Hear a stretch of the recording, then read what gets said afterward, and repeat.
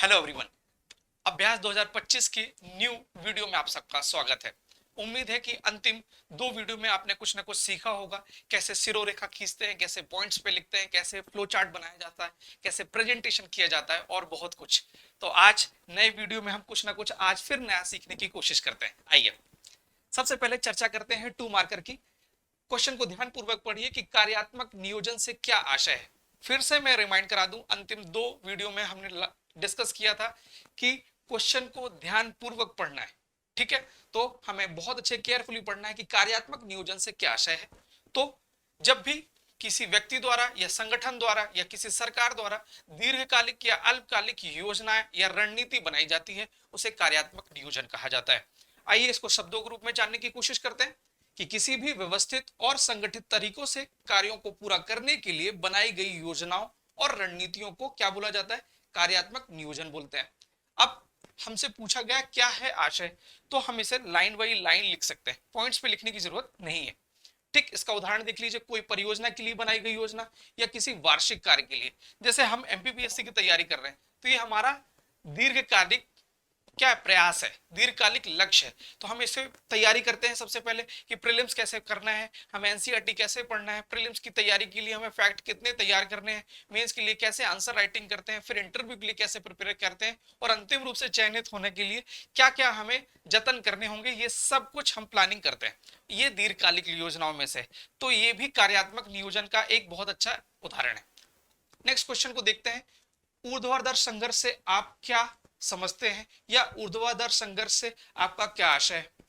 तो ऊर्ध्वाधर जब भी किसी संगठन में उच्च अधिकारी और निम्न अधिकारी के मध्य होने वाली क्या विचार या अपनी मतभेद की स्थिति क्या कहलाएगी? ऊर्ध्वाधर संघर्ष कहलाएगी। आइए शब्दों में जानने की कोशिश करते हैं। अच्छा, आपके मन में जब भी क्वेश्चन अचानक ब्लैंक होने वाली स्थिति हो, ठीक है, आप बिल्कुल ब्लैंक हैं, आपसे कुछ नहीं बन रहा है, तो कुछ नहीं करना है, सबसे पहले शब्दों को केयरफुली पढ़ना है, उसका संधि विच्छेद करने की कोशिश करना है ना।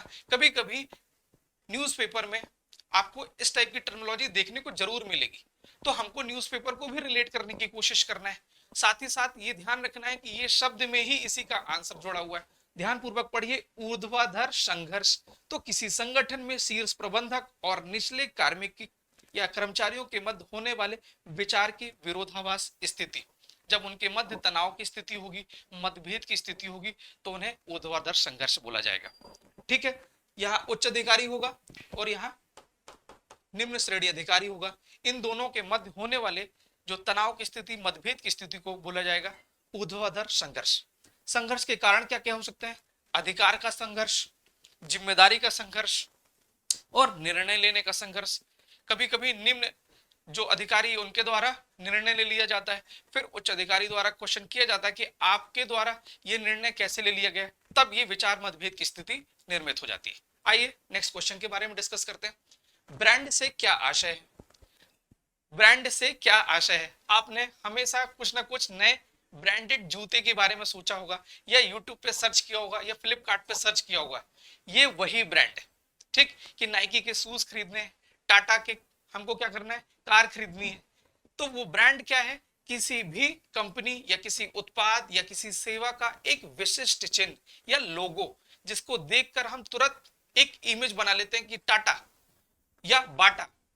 ठीक है, ये कार ऑडी की कार है, कैसे? उसके लोगो से, उसके चिन्ह से।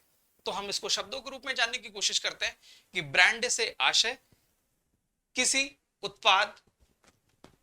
उत्पाद सेवा कंपनी की विशिष्ट पहचान, जो उसे अन्य उत्पादों से अलग बनाती है। शूज तो बहुत लोग पहनते हैं, बट जब भी आप शूज में ये राइट का चिन्ह देखते हैं, तो आपको देखते ही से समझ में आ जाएगा कि ये नाइकी के शूज है। सच बात है। तो ये छोटे छोटे जो क्या होंगे, ये चिन्ह होंगे या विशिष्ट पहचान है, जो उसे अन्य ब्रांड से अलग बनाने की कोशिश करते हैं। जैसे नाम, चिन्ह, टैगलाइन। जैसे एलजी देखेंगे, नीचे होगा लाइफ्स गुड। तो ये छोटे छोटे सिंबल हैं या नाम है या लोगो है, जो उसे अन्य ब्रांड से अलग बनाने की कोशिश करते हैं। डिजाइन, उदाहरण के रूप में टाटा। जब भी आप ये सिंबल देखेंगे, तो अचानक आपके मन में आएगा, अरे ये तो टाटा है। सच बात है। तो ये क्या है हुआ, सिंबल देख के, लोगो देखकर आपको एक विशिष्ट पहचान बन जाती है। इसी को ब्रांडिंग बोलते हैं। आइए अगला क्वेश्चन जानते हैं। मानव संसाधन प्रबंधन का अर्थ लिखिए। ध्यानपूर्वक पढ़िए। मानव संसाधन प्रबंधन का अर्थ लिखिए। इस प्रश्न को जानने के पहले एक इमेजिनेशन कर लेते हैं कि मानव संसाधन प्रबंधन, मध्य प्रदेश सरकार को एक कुशल कर्मचारियों की, अधिकारियों की जरूरत होती है। तो क्या करते हैं वो, एमपीपीएससी में क्या बोलते हैं कि अपनी मांग पत्र भेजते हैं कि हमें कुशल मानव संसाधन चाहिए, तेज तर्रार ऑफिसर्स चाहिए। तो क्या करता है एमपीपीएससी, भर्ती करता है। और भर्ती कराने के बाद नरहोना प्रशासनिक एकेडमी प्रशिक्षण के लिए भेजा जाता है। फिर उनका विकास किया जाता है और उन्हें प्रबंधन की टेक्निक सिखाई जाती है। तो फिर उसके बाद वो कुशल मानव संसाधन और बहुत अच्छा अधिकारी बन पाता है। क्लियर है? तो शब्दों के रूप में जानने की कोशिश करते हैं। किसी किसी संगठन में कर्मचारियों की भर्ती, प्रशिक्षण, विकास और प्रबंधन से संबंधित गतिविधियों के समन्वय को, अंडरलाइन ये है कीवर्ड्स, गतिविधियों के समन्वय को मानव संसाधन प्रबंधन कहते हैं। उदाहरण के रूप में भारतीय रेलवे, एमपीपीएससी संस्थान, मध्य प्रदेश सरकार, भारत सरकार जैसे यूपीएससी के द्वारा एग्जाम कंडक्ट कराया जाता है, उसको ट्रेनिंग दी जाती है और ये सब कुछ। ठीक है, क्लियर है? आशा है कि आपको बहुत अच्छे से ये चीजें समझ में आ गई हो। अगले क्वेश्चन डिस्कस करते हैं। तनाव से क्या समझते हैं? ये एक ऐसा शब्द है जो हमारे आपके सबके जीवन में चलता है। वो परीक्षा के रूप में हो, ठीक, वो जीवन के रूप में हो, या कुछ बड़ा पाने के लिए, कुछ बड़ा करने के लिए होने वाला एक दबाव की स्थिति। चलिए हम इसको शब्दों के रूप में जानने की कोशिश करते हैं कि तनाव एक क्या है, मानसिक एवं शारीरिक अवस्था है। ठीक, तनाव क्या है, एक मानसिक और एक शारीरिक अवस्था है जिसमें व्यक्ति क्या होता है, समस्या के फलस्वरूप, चुनौती के फलस्वरूप, दबाव के फलस्वरूप क्या होता है, एक चिड़चिड़ापन आता है, टेंशन की स्थिति हो जाती है, वो उसमें एक अधैर्यता की स्थिति हो जाती है, उसको तनाव बोलते हैं। ठीक, फिर से अगेन हम शब्दों में जानने की कोशिश करते हैं कि तनाव एक मानसिक एवं शारीरिक अवस्था है जो समस्या, चुनौती व दबाव के फलस्वरूप उत्पन्न होती है। इसके कारण क्या क्या हो सकते हैं?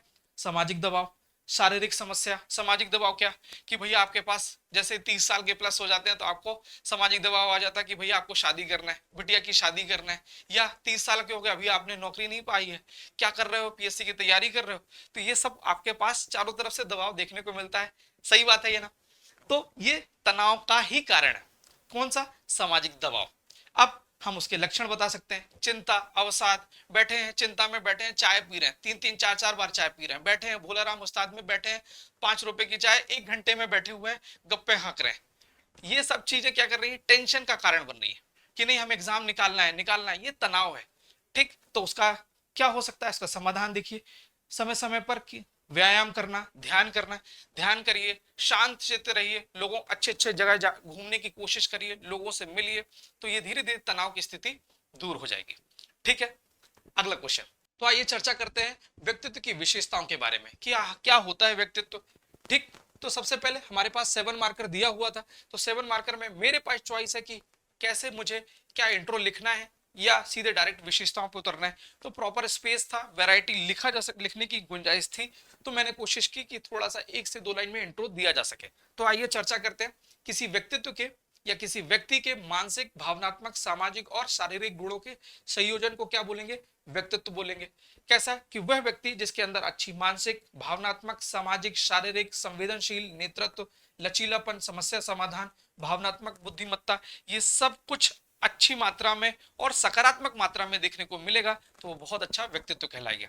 आइए डिस्कस करते हैं। मानसिक से तात्पर्य क्या है? अच्छी बुद्धिमत्ता, स्मृति, तर्क शक्ति, निर्णय, सीखने की क्षमता।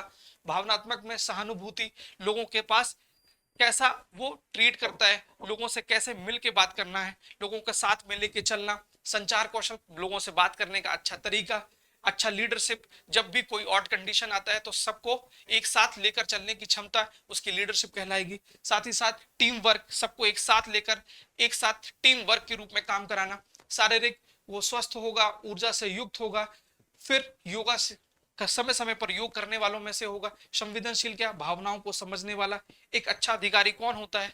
जो ग्राउंड लेवल पे बहुत जो दीनहीन है, परेशान लोग हैं, उनके लिए क्या करना है, उनके पीड़ा को, उनके दर्द को समझना है, और ना केवल समझना है बल्कि उसको समस्या का समाधान के रूप में प्रस्तुत करने की कोशिश करना है। फिर नेतृत्व, अन्य को प्रेरणा देना। अच्छा अधिकारी वो होता है जो क्या करता है, अपने अधीनस्थों को समय समय पर प्रेरणा देता है और दिशा निर्देश देने का काम करता है। नेक्स्ट, लचीलापन, परिवर्तनों के अनुरूप समय आया, जैसे कोविड का टाइम पीरियड आया तो अधिकारियों की कार्यशैली अचानक चेंज हो गई और उस अनुरूप अपने आप को उन्होंने ढालने की कोशिश की, ये भी अच्छे व्यक्तित्व की निशानी है। अगला, समस्या समाधान, जब भी कोई समस्या आता है तो समस्या को विश्लेषण करके तर्क के आधार पर उसको सॉल्व करने की कोशिश करना एक अच्छे व्यक्तित्व की निशानी है। भावनात्मक बुद्धिमत्ता, अपना और सामने वाले की भावनाओं को समझकर जानकर उसको एडमिनिस्ट्रेशन में यूज करना उसकी व्यक्तित्व की निशानियों में से एक है। तो आपको कुछ नहीं करना है, 7 मार्कर में कोशिश कर पाए कि व्यक्तित्व की परिभाषा लिखना हो तो ठीक है, नहीं तो सीधे विशेषताएं लिखिए और विशेषताओं में कॉमा लगा लगा कर करने की कोशिश करना है। सेंटेंस फॉर्म करने की बिल्कुल भी जरूरत नहीं है। अगेन मैं फिर से बता रहा हूं, जैसे मानसिक लिखा तो बुद्धिमत्ता, कॉमा, स्मृति, कॉमा, तर्क शक्ति, निर्णय, सीखने की क्षमता, कॉमा लगा लगा के आप जितना वैरायटी से लिखेंगे मार्क्स बढ़ने के चांसेस उतने तेज हो जाएंगे। ठीक है, नेक्स्ट क्वेश्चन। आइए चर्चा करते हैं भगवत गीता के अनुसार व्यक्तित्व के प्रकारों को। तो भगवत गीता में व्यक्तित्व के प्रकारों को मानवीय गुण और स्वभाव के आधार पर, कैसा उसके गुण है और उसके स्वभाव, उसके आधार पर वर्गीकृत करने की कोशिश की गई है। सीधे हम 3 भागों में इसको बांटेंगे, सात्विक, राजसिक और तामसिक। सात्विक से तात्पर्य क्या है? सदाचार से युक्त। तामसिक यानी थोड़ा सा अहंकार, ठीक, और राजसिक यानी राजसी प्रवृत्ति वाला। ठीक, तो आइए शब्दवार शब्द जानने की कोशिश करते हैं। सात्विक से तात्पर्य क्या है? शुद्ध, निर्मल और उच्च गुणों वाला। ठीक, सत्य, धर्म और ज्ञान का पालन करने वाले। ऋषि मुनि, प्राचीन काल में हमारे ऋषि मुनि ऐसे ही होते थे। प्रभु श्री राम का व्यक्तित्व अगर आप एक एक शब्द पढ़ेंगे तो वो पर्सनालिटी आपको देखने को मिलेगी। शुद्ध, निर्मल और उच्च गुणों वाले, सत्य, धर्म और ज्ञान पर चलने वाले। गुण कैसे होंगे? वो हमेशा आत्मनियंत्रण होगा, शांत होंगे, दयाशील होंगे, करुणा की भावना, ये सब चीजें उस व्यक्तित्व में देखने को मिलेगा। अगला, राजसिक, सक्रिय, महत्वाकांक्षी। राजसिक से तात्पर्य, अगर आपने रावण को देखा होगा तो क्या था? ये जो गुण मिलेंगे वो रावण के गुण मिलेंगे। कैसे? सक्रिय, महत्वाकांक्षी, भौतिक सुखों की इच्छा करने वाला, लक्ष्य प्राप्ति की मनोकांक्षा। तो गुण कौन कौन से होंगे? तो पढ़िए, अहंकार, लोभ, क्रोध, मोह, ये सब जो गुण हैं वो राक्षस के हैं। कौन से? रावण राक्षस के। ठीक है, इसको अदरवाइज में लेने की जरूरत नहीं है, इसको लाइटर मोड में लेने की जरूरत है। क्वेश्चन को हम लिखना सिखा रहे हैं। ठीक है, फिर तामसिक, आलसी, ये स्टूडेंट की भी निशानी है। ठीक है, तामसिक यानी आलसी होगा, अज्ञानी होगा, विनाशकारी होगा, फिर थोड़ा सा स्वार्थी प्रवृत्ति का होगा। फिर समय समय पर क्या होगा? उसके गुण क्या होंगे? क्रोधी होगा, अज्ञानी होगा। जब भी व्यक्ति अज्ञानी होता है तो उसके अंदर चिड़चिड़ापन होता है, उसके अंदर अहंकार होता है कि नहीं मुझे सब कुछ पता है। मगर एक अच्छे स्टूडेंट की निशानी वो है कि अपने आप को शून्य मानकर हमेशा सीखने का भाव रखे। तो देखिए, अज्ञानी, क्रोधी, आलसी, हिंसात्मक। कुल मिला के आपको जब भी ये मोस्ट इंपॉर्टेंट, सबसे पहले मैं बता दूं ये मोस्ट इंपॉर्टेंट क्वेश्चन है, 100% आने की पूरी पूरी चांसेस है। तो 3 भागों में बांटेंगे, सात्विक, राजसिक और तामसिक। क्लियर है? तो इस क्वेश्चन को आप किसके आधार पर? मानवीय गुणों के आधार पर और स्वभाव के आधार पर। स्वभाव कैसा? निर्मल स्वभाव, यहाँ महत्वाकांक्षी स्वभाव, यहाँ आलसी स्वभाव। फिर उसके गुण कैसे होंगे? सत्य वाले होंगे, यहाँ कौन से? अहंकारी होगा, यहाँ स्वार्थी होगा। इन चीजों को अगर इतने तरीके से आप बांट पाएंगे, और आप देखिए यहाँ मैंने सेंटेंस बनाने की कोशिश बिल्कुल भी नहीं की है, कॉमा लगा करके हमने वेरिएशन के साथ आंसर देने की कोशिश की है। अगर आप इस तरीके से कॉमा लगा लगा कर बहुत ज्यादा चीजें देने की कोशिश करेंगे तो देखिएगा आपके नंबर धीरे धीरे ऑटोमेटिकली इंक्रीज होने की एक स्थिति पे आ जाएंगे। ठीक है, नेक्स्ट क्वेश्चन। उद्यमिता को परिभाषित करते हुए उद्यमिता की विचारधाराओं को बिंदुवार प्रस्तुत कीजिए। तो सबसे पहले हमें क्या देना है? जब भी 10 मार्कर क्वेश्चन आए तो सबसे पहले 2 से 3 लाइनों में हमको क्या देना है? इंट्रो देने की कोशिश करनी है। फिर इंट्रो के बाद हमें फ्लो चार्ट बनाने की कोशिश करना है। ठीक है, फ्लो चार्ट से क्या होगा? जो भी हमने लास्ट जो वीडियो है हमने उस पर डिस्कस किया था कि फ्लो चार्ट हमको ये बता रहा है या एग्जामिनर को ये बता रहा है कि हम आगे चल के ये लिखने जा रहे हैं। तो एक रूपरेखा या माइंडसेट क्लियर हो जाता है कि नहीं, स्टूडेंट जो है वो आगे चल के ये लिखेगा और मुझे ये चीजें देखने को मिलेंगी। ठीक, अब पढ़ते हैं। जोसेफ सिम्प्लिटर के अनुसार, याद रखिए उद्यमिता की परिभाषा आप अपनी भी लिख सकते हैं, मगर किसी बड़े ऑथर की किताब का कोटेशन या उनका स्टेटमेंट अगर आप लिखते हैं तो ये ज्यादा इफेक्टिव आंसर देखने को मिलेगा। देखिए, सबसे पहले जोसेफ सिम्प्लिटर के अनुसार क्या है? उद्यमिता एक नव प्रवर्तनकारी कार्य है, यह स्वामित्व की अपेक्षा एक नेतृत्व कार्य है। अब नव प्रवर्तन जो हमने लास्ट क्लास में डिस्कस किया, नव प्रवर्तन क्या? नई सोच, नया आइडिया, इनोवेटिव आइडिया। ठीक, जो स्वामित्व की अपेक्षा नेतृत्व कार्य है। जब भी आप एंटरप्रेन्योरशिप स्टार्ट करेंगे, उद्यम स्टार्ट करेंगे, तो उद्यम का मालिक मालिक नहीं होगा, वो एक अच्छा लीडर होगा। ठीक है, वो अपनी टीम को एक साथ लेकर चलने वाला होगा, उसके डिसीजन सबके डिसीजन होंगे, उसको हर किसी व्यक्ति के भरोसे में लेकर वो काम करने की शैली होगी, वो एक अच्छा उद्यमी कहलाएगा। आइए उद्यमिता के विचारधाराओं के पहले थोड़ा सा एक और रूपरेखा जान लेते हैं। उद्यमिता का विकास आर्थिक, सामाजिक, सांस्कृतिक, पारिवारिक, मानसिक और वातावरण संबंधी सभी घटकों का एक सामूहिक प्रभाव है। जब भी व्यक्ति कोई उद्यम लगाता है तो ये छोटे छोटे जो घटक हैं, सामाजिक, आर्थिक, राजनीतिक, आपका आसपास का माहौल, ये सब कुछ आपके उद्यम को लगाने में कहीं ना कहीं रोल अदा करते हैं।